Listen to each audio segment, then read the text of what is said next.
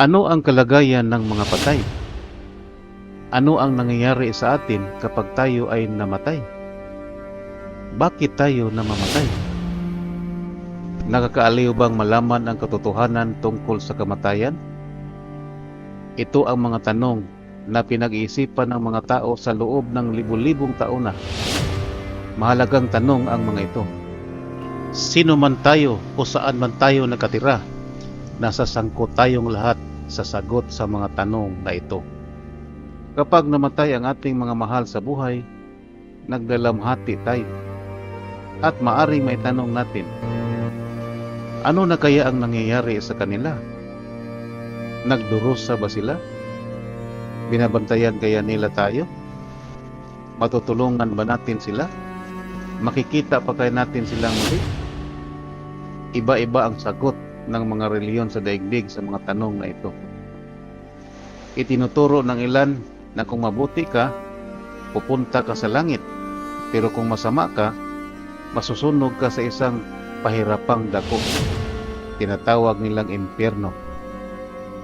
Itinuturo naman ng ibang reliyon na sa kamatayan, nagtutungo ang mga tao sa daigdig ng mga espiritu upang makasama ang kanilang mga ninuno. Itinuturo pa ng ibang relihiyon na nagtutungo ang mga namatay sa daigdig ng mga patay upang hatulan at pagkatapos ay sumasailalim sa reinkarnasyon o muling pagsilang sa ibang katawan. Ang lahat ng gayong mga turo ng reliyon ay may isang saligang ideya na may bahagi sa ating katawan na nanatiling buhay pagkamatay sa pisikal na katawan. Ayon sa lahat ng relihiyon noon at ngayon, waring nabubuhay raw tayong magpakailanman, taglay ang kakayahang makakita, makarinig at mag-isip. Pero paano mangyayari yan? Ang ating mga pandama, pati ng ating mga kaisipan, ay nakadepende lahat sa paggana ng ating utak. Sa kamatayan, hindi na gumagana ang utak. Ang ating mga alaala, damdamin at pandama ay hindi na patuloy na gumagana sa ganang sarili nito sa isang misteryosong paraan. Nawawala na ang mga ito kapag namatay na ang ating utak. Kapag namatay tayo, patay na rin ang ating utak at wala na tayong pag-iisip. Kaya naman, walang anumang ikwento si Lazaro sa naranasan niya habang patay siya dahil walang malay ang mga patay. Basahin ang awit 146 verse 4 at Ecclesiastes chapter 9 verse 5, 6 and 10. Pinaparusahan ba sa Diyos sa apoy ang mga tao pagkamatay nila? Sinasabi ng Biblia na ang mga patay ay walang alam o pakiramdam, kaya ang maapoy na impyerno ay isang maling turo na lumalapastangan sa Diyos. Sa katunayan, kasuklam-suklam sa Kanya ang maisip man lang na sunugin ang tao bilang parusa. Basahin natin ang Biblia sa Jeremiah chapter 7 verse 31. Itinayo nila ang mataas na lugar sa tupit na nasa lambak ng anak ni Hinnom para sunugin ang kanilang mga anak na lalaki at babae, isang bagay na hindi ko iniutos at hindi man lang sumagi sa isip ko. Sabi ng Diyos ayon sa ulat. Maaari bang makipag-usap sa atin ang mga patay? Hindi nakapagsalita o nakakarinig ang mga patay. Pero may masamang anghel, si Satanas at kaya nilang makipag-usap sa mga tao at magpanggap na sila ang taong namatay.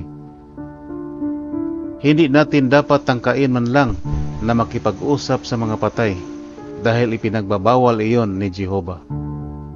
Sino si Jehovah? Siya ang God the Almighty, the Creator of all things.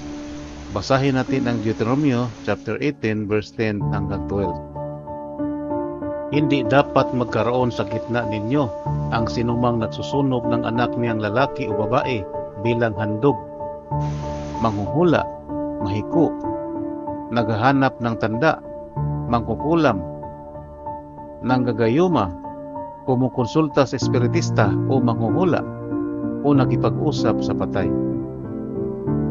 Very clear, di ba?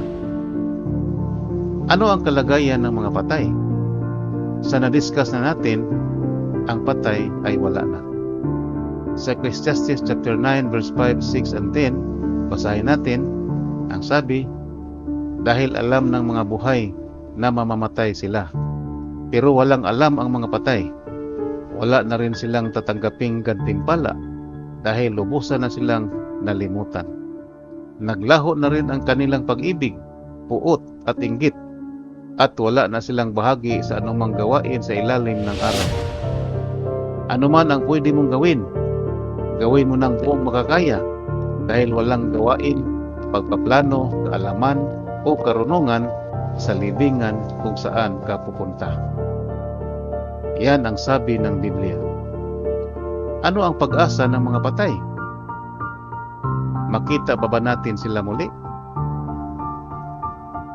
Milyon-milyong patay sa libingan ang muling mabubuhay sa lupa. Kahit ang mga hindi nakakilala sa Diyos ay bubuhayin muli. Sabi ng Gawa 24 verse 15, basahin natin, at umaasa ako, gaya rin ng mga taong ito, na bubuhayin muli ng Diyos ang mga matuwid at di matuwid. Yes, bibigyan ng pagkakataon ang mga bubuhayin muli matuto ng katotohanan tungkol sa Diyos at manampalataya kay Jesus at sumunod sa Kanya. Ang mga bubuhayin muli na gagawa ng mabuting bagay ay mabubuhay magpakailanman sa lupa. Napakagandang pag-asa. Kung gusto mo ang iba pang mga detalye o mga tanong tungkol sa Biblia, bisitahin mo ang description at huwag kalimutang mag-comment sa video natin. Maraming salamat po. Kung nagustuhan mo ang video, pag-click ang subscribe button below. Be safe, everyone.